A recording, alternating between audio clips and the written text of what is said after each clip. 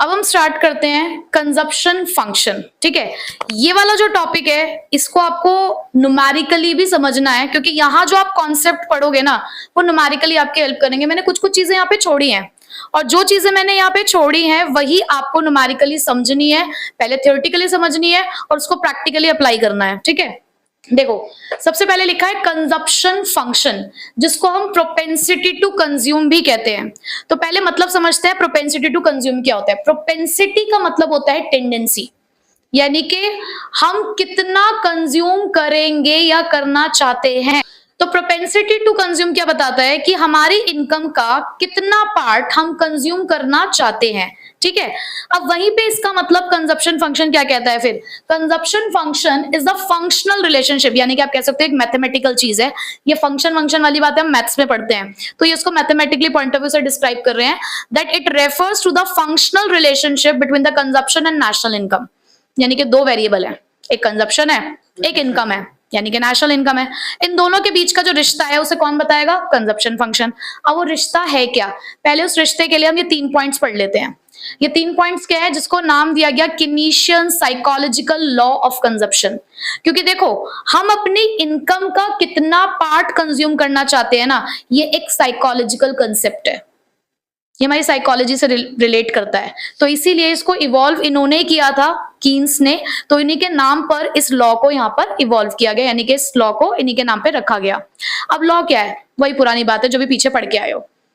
Eight zero level of income एक minimum consumption होता है सर्वाइवल के लिए, कि जब हमारी इनकम जीरो होती है तब भी क्या हम कंजप्शन नहीं करते हैं ना। हम पढ़ चुके हैं ना अब तक ये बात कि जीरो लेवल पे भी एक अपने मिनिमम सर्वाइवल के लिए हमें खर्चा करना ही पड़ता है। तो उस खर्चे को आप क्या कहते हो, ऑटोनॉमस कंजप्शन। यही बात यहाँ पे बताई गई, इन्होंने भी पहला पॉइंट यही बताया। फिर उन्होंने कहा कि देखो जैसे जैसे इनकम बढ़ती है ना, कंजप्शन भी बढ़ता है।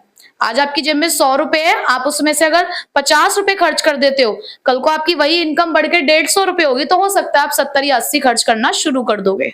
ठीक है, तो जैसे जैसे इनकम बढ़ती है वैसे वैसे कंजप्शन बढ़ता है, जो ये रिप्रेजेंट करता है that there is a direct relationship between income and consumption.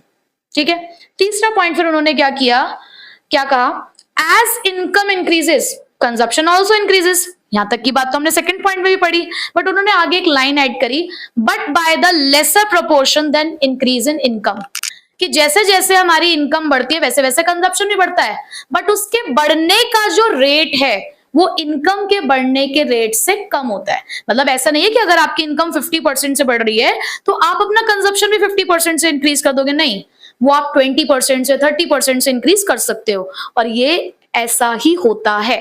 ठीक है, ये बिहेवियरल है। तो आपको लॉ तो समझ आ गया। अब फिर से वापस आते हैं कंजप्शन फंक्शन पे। हमने पढ़ लिया कि फंक्शनल रिलेशनशिप होता है, तो उसके अंदर क्या होता है हमने ये भी देख लिया। It represent the willingness of the household to purchase the goods and services. अभी मैंने यहाँ पे क्या कहा आपको, प्रोपेंसिटी टू कंज्यूम क्या बताता है कि हम अपनी इनकम का कितना पार्ट कंज्यूम करना चाहते हैं। चाहत आ गई है यहाँ पे, और चाहत का मतलब क्या है, चाहत का मतलब क्या होता है, विलिंगनेस, कि यहाँ पर हमारे जो हाउस होल्ड है वो गुड्स और सर्विसेज पे कितना पैसा खर्च करना चाहते हैं। उसके बाद ये क्या शो करता है, ये शो करता है कंजप्शन को at different levels of income. अब आप देखो यहाँ पर आपके पास कंजप्शन है और अलग अलग लेवल ऑफ इनकम है। अब यहां से हमें ना कुछ कंक्लूजन्स निकालने क्या, जब इनकम 0 थी तो कंजप्शन 40 का है। अभी फिलहाल अगर मैं यहां पर देखूं तो मेरा जो कंजप्शन है इस पॉइंट पे, यहाँ कंजप्शन ज्यादा है और इनकम कम है। उसके बाद आप यहाँ देखो, अभी भी इनकम 100 है, कंजप्शन 120 का है। अभी भी यहाँ पर जो कंजप्शन है वो ज्यादा है और इनकम कम है। एक पॉइंट ऐसा आया कि कंजप्शन और इनकम बराबर हो चुके हैं। उसके बाद जैसे जैसे हम आगे देख रहे हैं कि इनकम बढ़ रही है, हमारा कंजप्शन बढ़ रहा है लेकिन कंजप्शन कम है, यानी कि कंजप्शन कम हो चुका है हर लेवल पे और इनकम बढ़ चुकी है। इसी को आपको ध्यान में रखते हुए ये ग्राफ ड्रॉ करना है। हमने अभी पढ़ा, हमने ये पढ़ लिया है कि एग्रीगेट सप्लाई ही किसको रिप्रेजेंट करता है, नेशनल इनकम को, और वो कैसी बनती है, 45 डिग्री स्ट्रेट लाइन बनती है, यानी कि ये रहा मेरा 45 डिग्री स्ट्रेट लाइन इनकम। हमने जब डिमांड पढ़ा था, एग्रीगेट डिमांड, तब हमने कंजप्शन कर्व भी पढ़ना सीखा। हमने कहा कि वो वाई एक्सिस से स्टार्ट होता है, क्यों, क्योंकि मिनिमम कंजप्शन हमेशा होता है, कभी भी कंजप्शन 0 नहीं हो सकता। तो ये आपको ऑटोनॉमस कंजप्शन को रिप्रेजेंट करता है। अब आप ग्राफ को ही देखो, आप स्टार्टिंग में देखो कंजप्शन कर्व ऊपर है और इनकम का कर्व नीचे है। ये क्या रिप्रेजेंट कर रहा है कि इस पॉइंट ऑफ टाइम पे कंजप्शन ज्यादा है और इनकम कम है, और जब आपकी कंजप्शन ज्यादा होती है और इनकम कम होती है तो इसका मतलब उस कंजप्शन को आप कहां से निकाल रहे होगे, अपनी सेविंग से, यानी कि ये पोर्शन रिप्रेजेंट करता है डिस सेविंग को। बात समझ आई? इस पॉइंट पे आप क्या कहेंगे, इस पॉइंट पे आप क्या कह सकते हैं कि कंजप्शन और इनकम बिल्कुल सेम है। इसको ध्यान रखना है, this is known as break even point. The point at which consumption becomes equal to the income is known as break even point. एक बात बताओ, यहां आपने मुझे कहा कि सेविंग में से पैसा निकलेगा, डिस सेविंग है, नेगेटिव सेविंग है, यहां सेविंग कैसी होगी? आप कह रहे हो जितना कमा रहे हो उतना खर्च कर रहे हो, दैट मीन्स यहाँ पे सेविंग क्या है? जीरो। ठीक, अब आप आगे बढ़े, जब आप आगे बढ़े तो आप देख रहे हो इनकम का कर्व ऊपर हो चुका है और कंजप्शन का कर्व नीचे आ गया है। तो ये क्या रिप्रेजेंट करता है कि यहां आपकी कंजप्शन का लेवल जो है वो कम है और इनकम का लेवल ज्यादा है। इसका मतलब आप जितना कमा रहे हो ना उतना खर्च नहीं कर रहे, आप कुछ बचा पा रहे हो। तो यहां का पोर्शन क्या रिप्रेजेंट करता होगा? सेविंग को। ये पॉजिटिव सेविंग्स है। तो this is negative saving, zero saving and positive saving. पहले वाले पॉइंट में consumption is greater than income, फिर एक पॉइंट आएगा जहां पे कंजप्शन बनेगा इनकम के बराबर, उसका नाम क्या है? नाम याद रखना है, ब्रेक इवन पॉइंट। और ब्रेक इवन पॉइंट से आगे कंजप्शन कम हो जाएगा और इनकम बढ़ जाएगी, which is known as saving. बताइए, बात समझ आई कंजप्शन फंक्शन की? बहुत इंपॉर्टेंट है न्यूमेरिकल पॉइंट ऑफ व्यू से, चीजें याद रखनी है और बहुत इजी है। ये दो जो चैप्टर है ना न्यूमेरिकल्स के, नेशनल इनकम वाला और ये दोनों चैप्टर्स को बच्चे डिफिकल्ट समझते, लेकिन मैं कहूंगी ये दोनों ही सबसे इजी है, बिल्कुल लॉजिक है सब कुछ। यहां तक क्लियर हो गया? सो यूनिट 3 हम लोग पढ़ रहे हैं determination of income and employment, जिसमें हमने थोड़ी थोड़ी चीजें पढ़ ली हैं। लाइक हमने ये पढ़ लिया है कि एग्रीगेट डिमांड क्या होता है, एग्रीगेट सप्लाई क्या होता है। एक हमने लास्ट क्लास में कुछ एक टॉपिक पढ़ा था, propensity to consume consumption function. ठीक है, मैं आपको छोटा सा उसका एक इंट्रोडक्शन देती हूँ क्योंकि हमारा टॉपिक उसी चीज के ऊपर बेस्ड है। प्रोपेंसिटी टू कंज्यूम, प्रोपेंसिटी का मतलब क्या होता है? टेंडेंसी, कि हम अपनी इनकम का कितना पार्ट कंज्यूम कर लेंगे। भाई आज अगर आप 10,000 रुपए कमाते हो तो आप 10,000 में से कितना पैसा खर्च करना चाहते हो, वो प्रोपेंसिटी टू कंज्यूम है। ठीक है, तो इसी प्रोपेंसिटी टू कंज्यूम को अगर हम आगे लेकर चले तो ये दो तरीके का होता है। प्रोपेंसिटी टू कंज्यूम कितने टाइप्स के हैं? दो तरीके के हैं, average propensity to consume and marginal propensity to consume, जिसको आप शॉर्ट फॉर्म में बोलेंगे एपीसी और एमपीसी। ठीक है, बात करूं अगर मैं सबसे पहले एवरेज की, तो भाई एवरेज हमेशा कैसे निकलता है? याद करो बचपन की मैथ्स, अगर तुम्हारे पास अभी मैथ्स नहीं भी है तो बचपन की मैथ्स को याद करो, मीन निकाला करते थे। मीन को हम एवरेज ही तो बोलते हैं, और एवरेज हमेशा कैसे निकलता है? टोटल अपॉन में नंबर, सिंपल सी बात। ठीक है, यानी कि एवरेज के लिए आपको सारा डेटा चाहिए होता है।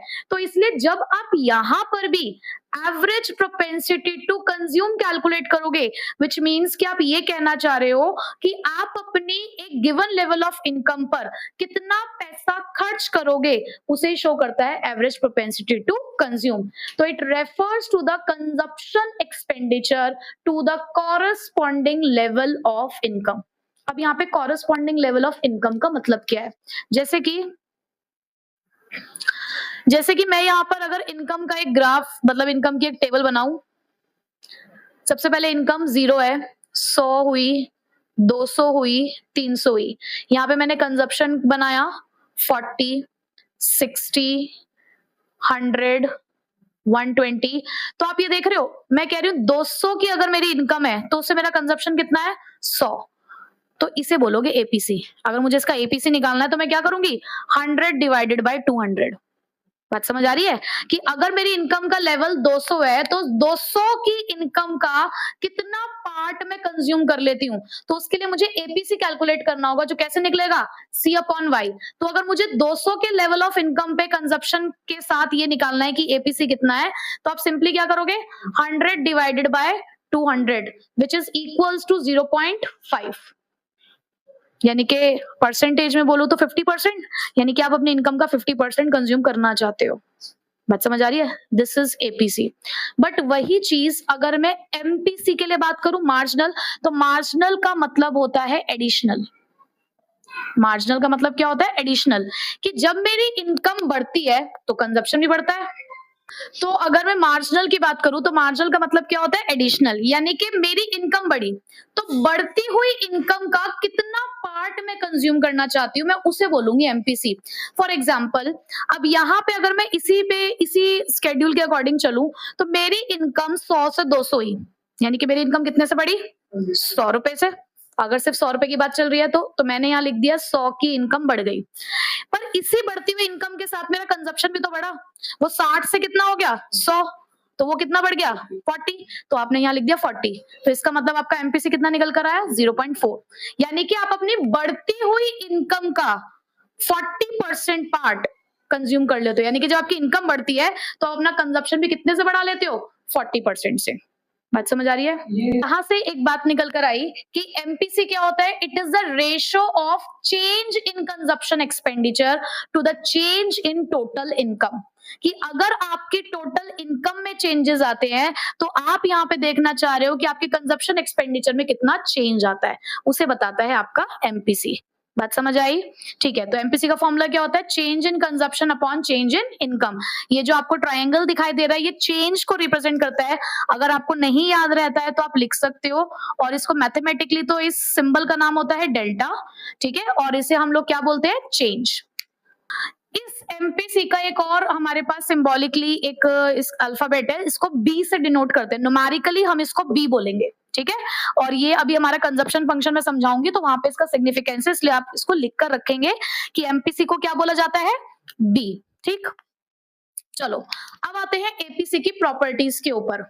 रटना नहीं है, समझना है, ठीक है। पहली प्रॉपर्टी ये कहती है कि एपीसी ना 1 से ग्रेटर होता है। अब ऐसा कब हो सकता है कि हमारा एपीसी 1 से ज्यादा हो? देखो, एपीसी का फॉर्मूला क्या है? C upon Y. ठीक, मैं कोई एक हाइपोथेटिकली नंबर अज्यूम कर लेती हूँ। मैंने कहा अगर मेरा कंजप्शन 4 है और मेरी इनकम 3 है, आंसर बताओ क्या आएगा? 1 पॉइंट समथिंग ना, 1 पॉइंट समथिंग। कि जब कंजप्शन इनकम से ज्यादा होता है, यानी कि आपकी इनकम का लेवल कम है लेकिन आपका कंजप्शन का लेवल ज्यादा चल रहा है, तब आपका एवरेज प्रोपेंसिटी टू कंज्यूम क्या आएगा? ज्यादा। यानी कि आपकी इनकम जितने से बढ़ रही है उससे ज्यादा से फिलहाल अभी आपका कंजप्शन बढ़ रहा है। और ऐसा कब होता है? बिल्कुल स्टार्टिंग पॉइंट्स पे। आप यहाँ देखो, स्टार्टिंग पॉइंट्स पे आपके साथ ऐसा होता है कि आपकी इनकम कम होती है लेकिन आपका कंजप्शन ज्यादा होता है, ठीक है। विच मीन्स कि हमें यहां से ये पता चला, ये कंक्लूजन निकला कि yes, APC can be greater than 1, but कब? Only when consumption is greater than इनकम, ठीक है। सेकेंड, एपीसी 1 के बराबर हो सकता है क्या? कब?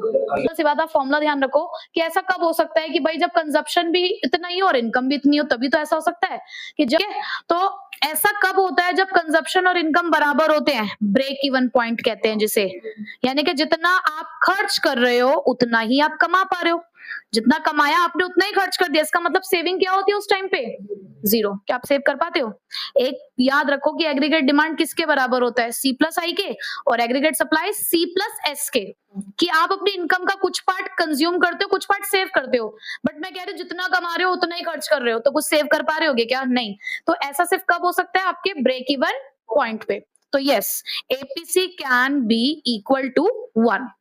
तीसरी property, can APC be less than 1? क्या एपीसी की वैल्यू लेस देन 1 हो सकती है?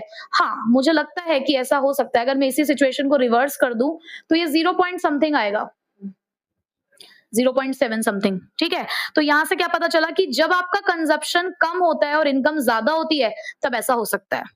यानी हाँ, यानी कि आगे वाले पॉइंट्स पे ऐसा हो सकता है कि जैसे जैसे आपकी इनकम बढ़ रही है, कंजप्शन बढ़ रहा है लेकिन उसका बढ़ने का रेट इनकम के बढ़ने के रेट से कम हो चुका है, यानी कि आप अपनी इनकम का लेसर प्रोपोर्शन कंज्यूम कर रहे हो। इन that case you can say that AP is less than 1। Clear हो गई बात? कोई रटने वाली चीज तो नहीं? ठीक, पहले 4th पॉइंट मैं बाद में बताऊंगी, पहले मैं 5th पॉइंट पे आती हूँ। Can APC be equals to 0?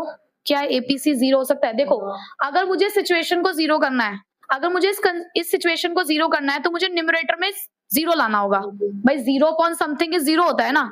तो आप ये कहना चाह रहे हो कि आप कंजप्शन को जीरो लिखो, तो क्या ये पॉसिबल है? नहीं, कंजप्शन कभी जीरो होता ही नहीं है। क्यों? क्योंकि मिनिमम सर्वाइवल के लिए चाहे जीरो इनकम भी क्यों ना हो, कंजप्शन हमेशा होता है। और उसी कंजप्शन को आप क्या कहते हो? Autonomous consumption. जब आपकी इनकम का लेवल जीरो होता है तो उस पॉइंट पे भी आप कंजप्शन करते हो, जिसको आप ऑटोनॉमस कंजप्शन कहते हो, तो वो तो होगी। तो क्योंकि कंजप्शन कभी जीरो नहीं हो सकता, इसीलिए एपीसीबी कभी जीरो के बराबर नहीं हो सकता। तो यहां से आपको चार ही मेन चीजें पता चली। क्या ये असर्शन रीजन में पूछे जाने वाले क्वेश्चंस हैं? ये वाला जो टॉपिक है, देखो ऐसे नहीं कहेंगे कि प्रॉपर्टीज लिख दो एपीसी की, नहीं, असर्शन रीजन पूछेंगे, एमसीक्यूज आएगा इससे रिलेटेड, तो उस चीज के लिए इंपॉर्टेंट है जी। तो ये आपके उन सब क्वेश्चंस के लिए इंपॉर्टेंट है। तो चार चीजें मैंने क्या बताई, that APC can greater be 1, APC can be less than 1, APC can be equals to 1, but APC can never be 0। आपको रीजन पता होने चाहिए। तो ये जो मैंने बॉक्सेस में डाले ना, यही उसके रीजन है, ठीक है। और यहाँ पर आप ऐसे भी लिख सकते हो कि जो कंजप्शन होता है, क्योंकि वो जीरो नहीं हो सकता, तो इस वजह से एपीसी भी जीरो नहीं हो सकता।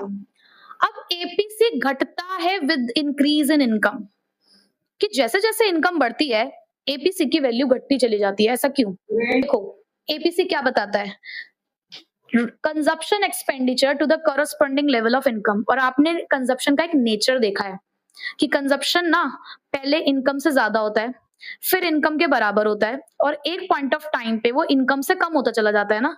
तो ये ग्राफ ही सब कुछ कह रहा है, इसका नेचर ही सब कुछ कह रहा है कि क्योंकि बढ़ती हुई इनकम के साथ कंजप्शन बढ़ता तो है, बट उसके बढ़ने का रेट कम हो जाता है। आप अपनी बढ़ती हुई इनकम का एक लेसर प्रोपोर्शन कंज्यूम करते हो, तो इसीलिए एपीसी घटता है, ठीक है। तो इसलिए भी यस दिस इज ट्रू कि जैसे जैसे आपकी इनकम बढ़ेगी वैसे वैसे कंजप्शन बढ़ेगा, बट लेसर प्रोपोर्शन से। So APC falls as income increases, ठीक है। एमपीसी पे आते हैं। अब एमपीसी की पहली प्रॉपर्टी कहती है that the value of MPC lies between 0 and 1। अब ऐसा कैसे मान लें हम? कुछ तो प्रूफ करो आप, तो ही तो मानेंगे। अगर मैं कह रही हूँ कि एमपीसी की वैल्यू 0 है, तो अगेन आपको यहां पर 0 रखना होगा, न्यूमरेटर में 0 आना चाहिए। कर सकते हैं ये? आपने अपनी सारी बढ़ती हुई इनकम सेव कर ली अगर, यानी कि जैसे जैसे इनकम बढ़ी वैसे वैसे आपने कंजप्शन नहीं बढ़ाया, कंजप्शन आपने उतना ही रखा। भाई आप पहले अगर 100 में से 40 रुपए खर्च कर रहे थे, आपकी इनकम फिर से बढ़ी 200 हो गई, लेकिन आपने अपना एक्सपेंडिचर सेम रखा, आपने अपने एक्सपेंडिचर को नहीं बढ़ाया।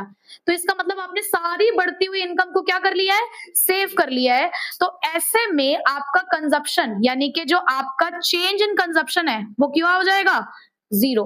यानी कि व्हेन एडिशनल इनकम क्या हो गई? एडिशनल सेविंग के बराबर। आप कह सकते हो when your entire additional income is saved. आप लिख लो अगर इसको लिखना है तो। जितना भी आपने एडिशनल पैसा कमाया वो सारा का सारा आपने सेव कर लिया। तो जब आपने सारा का सारा पैसा सेव कर लिया होगा, इसका मतलब डेल्टा सी तो 0 हो गया, आपकी कंजप्शन में कोई चेंज ही नहीं आया। तो जब चेंज नहीं आया, आप यहाँ पे क्या लिखोगे? 0। और जब आप यहाँ पे 0 लिख दोगे तो ऑटोमेटिकली आपके एमपीसी की वैल्यू क्या आ जाएगी? इस केस में आपके यहाँ पे एमपीसी की वैल्यू क्या दिखेगी? 0। अब मैं बात करती हूँ 1 कब आएगा। सिंपल सी बात है, जब ये दोनों बराबर होंगे तभी तो 1 आएगा। इसका मतलब कि जितनी आपकी इनकम बढ़ी उतना ही आपने क्या कर लिया? कंज्यूम कर लिया। तो क्या ऐसे में आप कुछ सेव कर पाओगे? नहीं। तो मैं यहाँ पे इसको क्या कह सकती हूँ कि when your entire additional income is consumed, कि आपने जितना कमाया उतना ही खर्च कर दिया होगा, उतना ही एक्स्ट्रा कमाया, जितना कमाया नहीं, हम कहेंगे जितना एक्स्ट्रा कमाया उतना ही एक्स्ट्रा खर्च कर दिया। सेविंग नहीं करी आपने, बिल्कुल भी आपने अपनी सेविंग में चेंजेस नहीं करे। तो in that case your MPC will equal to 1। बात समझ आ गई? आपको रीजन पता होना चाहिए लॉजिकली। मैं कह रही हूँ बार बार, रीजन असर्शन में पूछा जा सकता है, स्टेटमेंट बेस्ड क्वेश्चन से पूछे जा सकते हैं। सेकंड वाला, फर्स्ट वाला? सेकंड वाला। मैं कह रही हूँ मुझे एमपीसी की वैल्यू को 1 करना है।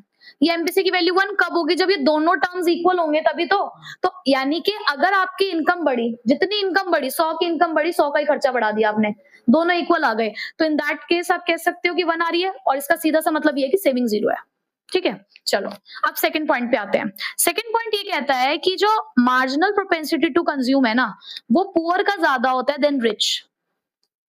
कि marginal propensity to consume poor peoples का ज्यादा होता है, रिच पीपल का कम होता है। बहुत सिंपल सा रीजन है इसका। देखो, जो रिचर क्लास ऑफ पॉपुलेशन है ना, वो ऑलरेडी लग्जरीज एंजॉय कर रही है। उनकी जो इनकम बढ़ती जा रही है उससे उनके कंजप्शन पे क्या फर्क पड़ रहा है? उनकी सारी कंजप्शन एक्सपेंडिचर्स पूरे हो पा रहे हैं उनकी हर इनकम में से। तो अगर उनकी इनकम बढ़ भी रही है तो उससे उन्हें कोई फर्क नहीं पड़ रहा है। उनके कंजप्शन एक्सपेंडिचर इतने बढ़ते हुए दिखते ही नहीं है। क्यों? क्योंकि वो ऑलरेडी हाई है। उनकी बढ़ती हुई इनकम की तरह ही उनके खर्चे भी हैं, ऑलरेडी वो लग्जरीज एंजॉय कर रहे हैं। बट हम जैसे गरीब लोग, हमारी इनकम अगर बढ़ जाती है ना 100 रुपए से, तो हम अपने आप को अमीर समझने लगते हैं। हम करते हैं यार अब तो खर्चा करेगा तेरा भाई, तेरी बहन, सब खर्च करेंगे, ठीक है, खूब बढ़िया मौज करेंगे। तो हमारा जो कंजप्शन का एक्सपेंडिचर है ना बढ़ता हुआ, वो ज्यादा बढ़ता हुआ दिखता है। ठीक है, तो एक पुअर पीपल के जो कंजप्शन एक्सपेंडिचर बढ़ते हैं ना, उसका इंपैक्ट ज्यादा दिखता है, क्योंकि वो जैसी उनकी इनकम बढ़ती है ना, तो उनकी जो इच्छाएं चाहत होती हैं वो एकदम से बाहर आती हैं, वो उसको पूरा करने की कोशिश करते हैं, तो अपने खर्चों को ज्यादा इंटेंसिटी से बढ़ाते हैं as compare to the richer class of people. तो इसीलिए yes, you are saying correctly कि एमपीसी जो है वो पुअर पीपल का ज्यादा दिखता है और रिच क्लासेस का कम। तो आप ये कह सकते हो कि जो डेवलपिंग कंट्रीज हैं उनका एमपीसी ज्यादा होता है और डेवलप्ड कंट्रीज का एमपीसी कम होता है। तो यहां पर आप ये वाली बात लिख सकते हो कि जो डेवलपिंग कंट्रीज हैं उनका जो एमपीसी होता है वो क्या होता है? हाई होता है as compared to developed countries. ठीक है, चलो थर्ड पे। यस, नेक्स्ट उन्होंने यही बात बोली जो हमारी अभी एपीसी में बात चल रही थी कि एमपीसी फॉल होता है विद इंक्रीज इन इनकम। बिल्कुल सही बात है, क्योंकि जैसे जैसे इनकम बढ़ती है, फिर से वही बात बोलूंगी मैं, जैसे जैसे इनकम बढ़ती है वैसे वैसे कंजप्शन बढ़ता है। बट कंजप्शन के बढ़ने का रेट क्योंकि कम रह जाता है, इस वजह से एडिशनल कंजप्शन का रेट भी कम रहेगा as compare to the increase in additional income. तो इसीलिए आप ये कह सकते हो कि yes, MPC falls as income increases. ठीक है, लिखने की जरूरत तो नहीं है इसको, यही सेम वाली बात आपने यहाँ पे रिपीट करनी है। ठीक है, बस यहाँ पे क्या आ जाएगा? डेल्टा लग जाएगा बस। ठीक है, समझ आ गया? दोनों कॉन्सेप्ट समझ आ गया अच्छे से? न्यूमेरिकली कर लेंगे आप इसको। ठीक है, अब इसी से एक कॉन्सेप्ट निकल कर आता है हमारा कंजप्शन फंक्शन। यही काम आएगा अभी हमारे न्यूमेरिकल में। अभी हम इसके न्यूमेरिकल्स करेंगे। कंजप्शन फंक्शन क्या है? कंजप्शन फंक्शन की equation C is equals to C bar plus BY, जहां पर C है टोटल कंजप्शन, कि अगर कभी आपसे क्वेश्चन पूछे कि आपको कंजप्शन निकालना है तो C निकालना होता है। और C बार क्या होता है भाई? ऑटोनॉमस। C बार क्या है? ऑटोनॉमस कंजप्शन, जो जीरो लेवल ऑफ इनकम पे होता है। B क्या है? अब आपको समझ आ जाएगा कि B क्या है, और Y क्या होता है? इनकम। ठीक है, तो बस इसी को यूज करेंगे, ये दोनों फॉर्मूलाज यूज करेंगे और फिर हम अपने न्यूमेरिकल सॉल्व करेंगे। लेकिन उससे पहले हम प्रोपेंसिटी टू सेव भी पढ़ेंगे, फिर न्यूमेरिकल करेंगे। ठीक है, सेविंग फंक्शन और प्रोपेंसिटी टू सेव।